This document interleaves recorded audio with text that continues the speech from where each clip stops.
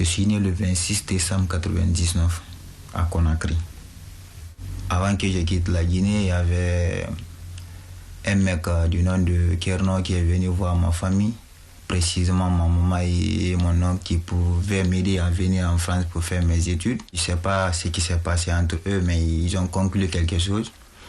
Et il a dit qu'il pouvait m'envoyer par avion ici. C'est le début du voyage pour ce jeune Guinéen. Il suit le passeur jusqu'au Maroc, mais très vite, le rêve vire au cauchemar. Enfermé dans un hôtel dont il ne peut sortir, on lui confisque son passeport et tout son argent. Un jour, il est réveillé à 3 h du matin par des hommes armés. Il marche pendant plusieurs heures dans la brousse, jusqu'à la mer. Arrivé au bord, j'ai trouvé qu'il y avait de l'eau et puis il y avait beaucoup de monde et puis tout le monde était là. Je me disais, mais il y a quoi?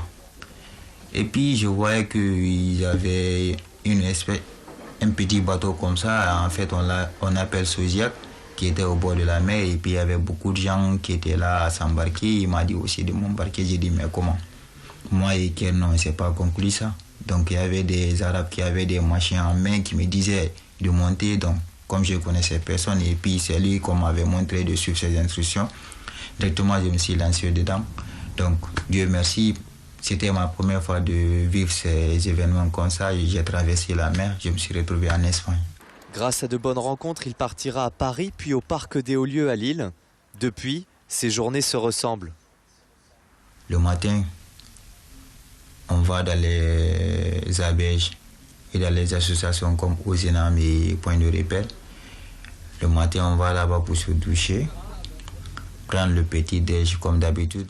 De là, maintenant, si tu n'as pas où aller, tu pars soit jouer au foot dans le jardin, tout près là-bas au parc des Hauts-Lieux, ou deux fois, tu pars à Éralil, rester sur Éralil pour rester au chaud parce qu'il fait froid. Je veux étudier aussi parce que ça me gêne beaucoup le matin. Quand je me lève, je vois mes amis partir à l'école, moi je suis là. Bien sûr que ils me donnent, mes collègues qui me donnent des coups de main, mais j'aimerais aussi partir à l'école comme les autres enfants, suivre des cours normaux et puis revenir le soir. Depuis le démantèlement du camp des Hauts-Lieux, ce migrant recherche un logement. Il fait les démarches pour s'inscrire au lycée et il attend un avenir meilleur.